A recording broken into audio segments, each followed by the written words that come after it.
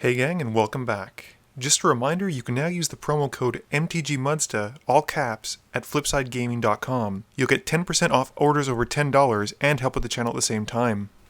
So right off the bat, this week's game is a bit different in the sense that Sean has built all the decks with a certain idea in mind. Sean built them with the idea of being introductory level to help new players get into it and be tribal at the same time. There's supposed to be better offerings than the pre-constructed bot decks, but at the same time still user-friendly. There's one for each color pairing, and these are the ones that we got. The deck I picked was Sidar Kondo, Knight Tribal, and I kept ahead with Knight of Glory, Oath of Ajani, Knight Captain of Eos, Selesnya Sanctuary, Tranquil Expanse, Forest, and Dromoka's Command.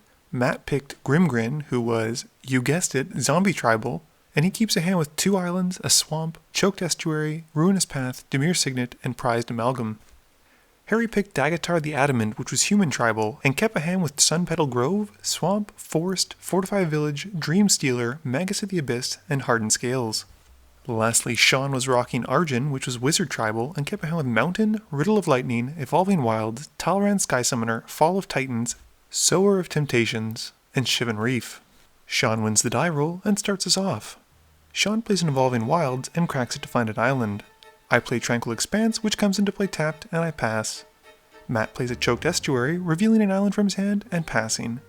Harry plays a Fortified Village, revealing a forest, and casts a Hardened Scales while Sean loses his mind. Sean plays a Shivan Reef, and passes turn. I play a forest and cast Sword of the Anime. Yes, I know what I said. Matt plays an island and casts a Dimir Signet. Harry plays a swamp and casts Anointer Priest. Sean plays an island and casts Jorien. I cast a Knight of Glory for my turn and play a Selesnya Sanctuary, bouncing back a basic to my hand. Matt plays an island and casts a Forgotten Creation. Harry plays a forest for his turn and casts a Dream Stealer. Sean plays a mountain and casts Talrand. He then swings Jorien at Harry, who blocks it. I play a forest for my turn before casting a Moss Diamond. I then pay to equip my knight, and I swing the knight at Harry, which pumps itself by +1/+1 from its Exalted trigger, and it also lets me go find a basic.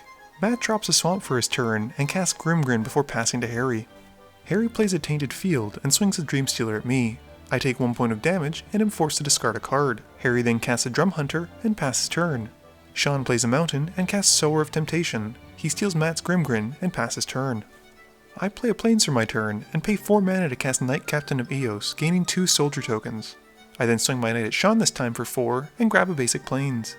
Matt drops a land for turn, and then pays 5 to cast an Havengul Lich, and passes. Harry plays a Sunpetal Grove, and Sean learns the dangers of recently sleeved decks.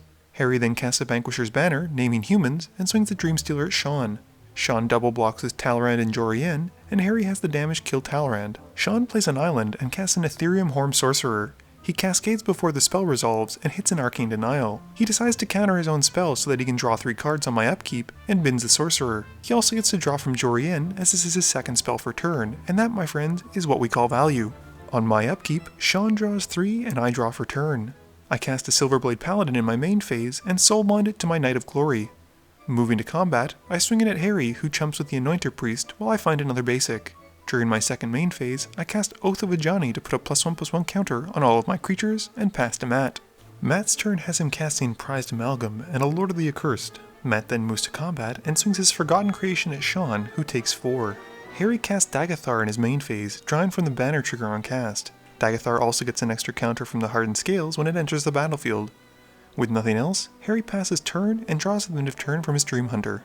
Sean plays an island for his turn and casts Galecaster Colossus. I die a little inside, and Sean passes turn.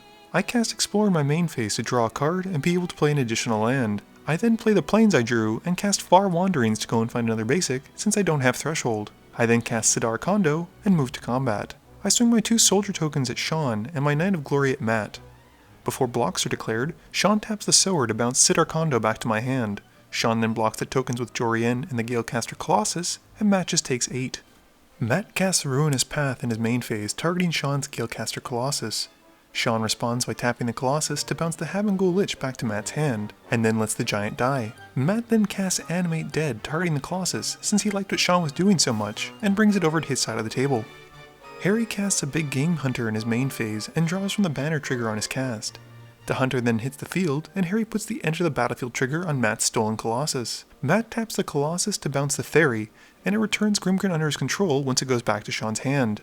Matt then sacrifices the Colossus to Grimgrin to untap it and put a +1/+1 trigger on it, and Harry's trigger fizzles. Harry then moves to his end step and draws a card. Sean plays a Mountain and casts Arjun the Shifting Flame. He then casts Baral, Chief of Compliance, and the Arjun ability triggers.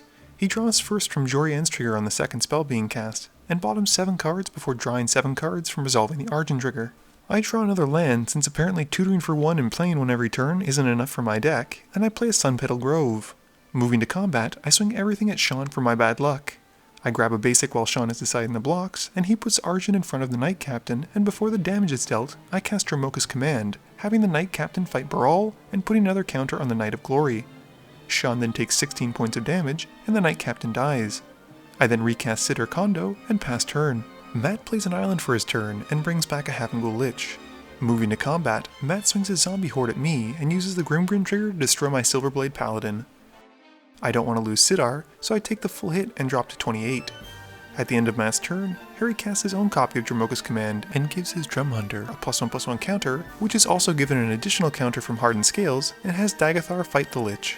Harry plays a Forest and casts Champion the Lambhold. He draws from the banner before casting Abzan Ascendancy, putting not 1 but 2 counters on all of the creatures thanks to the Hardened Scales. Moving to combat, Harry swings Daghatar at Matt, who can't block with anything that has 4 or less power because of the champion.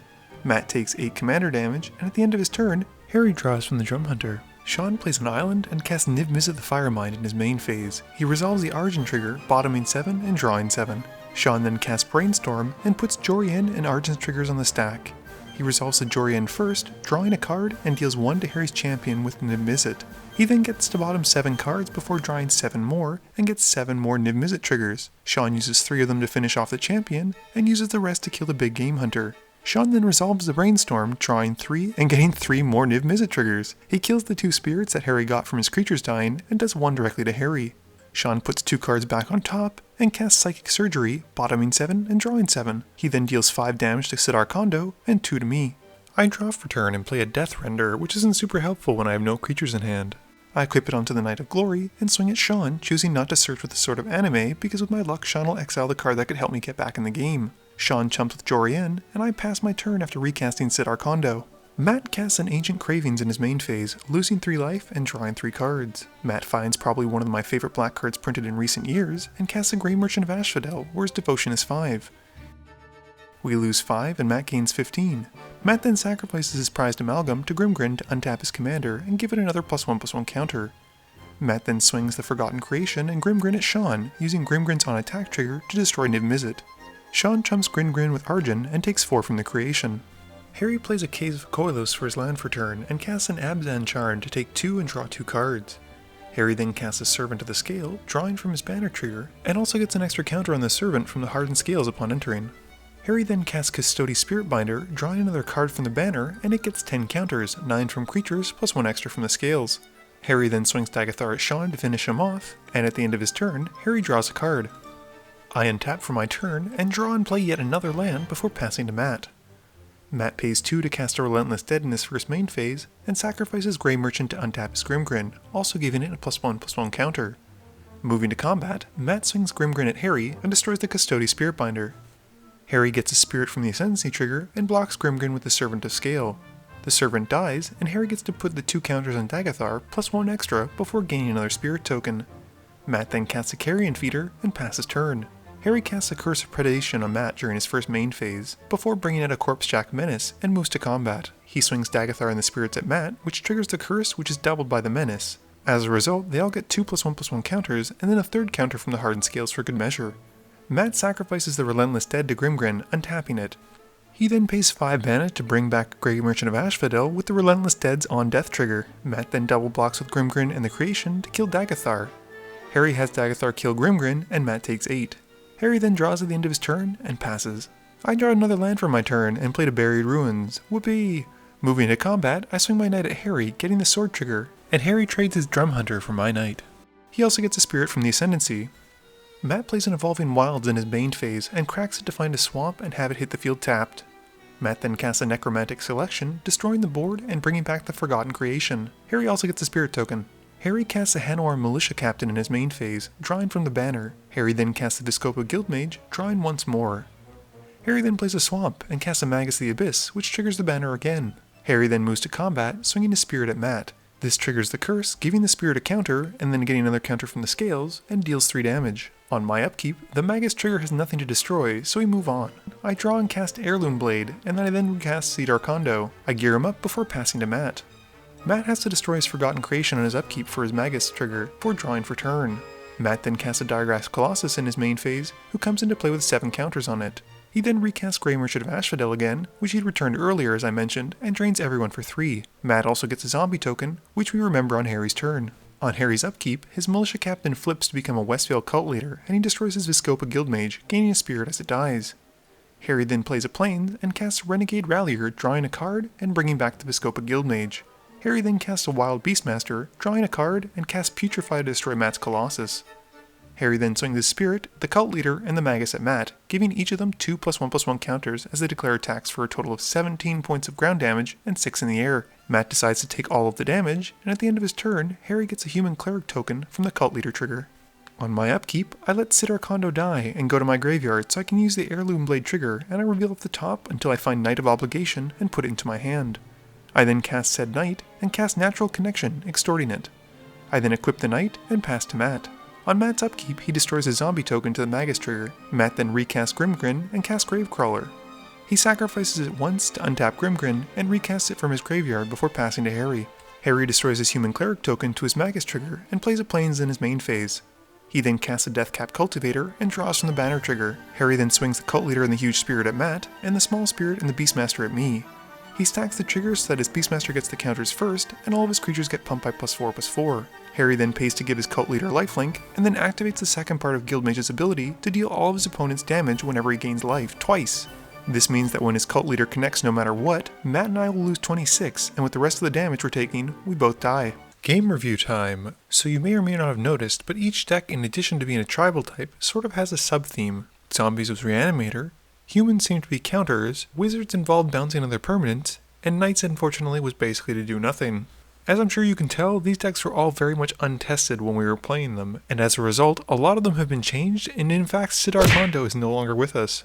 There's not a whole lot to talk about because things have changed so much since these decks were first played, but I have to say, in a tribal deck, Vanquisher's Banner does a lot of work. Harry must have drawn at least 6 or more cards off of it, not to mention how many cards he drew off the Drum Hunter. He was drowning in card advantage, which was very surprising considering Sean was playing blue and seemed to be outpaced by Harry. Please be sure to tune in every Monday and Thursday at 11 AM Eastern Standard Time for a guaranteed new video. You can also follow me on Twitter at MTGMudsta. You can find me on Facebook at facebook.com/mtgmudsta. And lastly, you can check me out when I stream at twitch.tv/mtgmudsta. This video is brought to you in part by support from my Patreons. If you're looking for a way to help out the channel, please be sure to visit my Patreon link below. Thank you all for watching this video, and don't forget, friends are just opponents you haven't eliminated yet.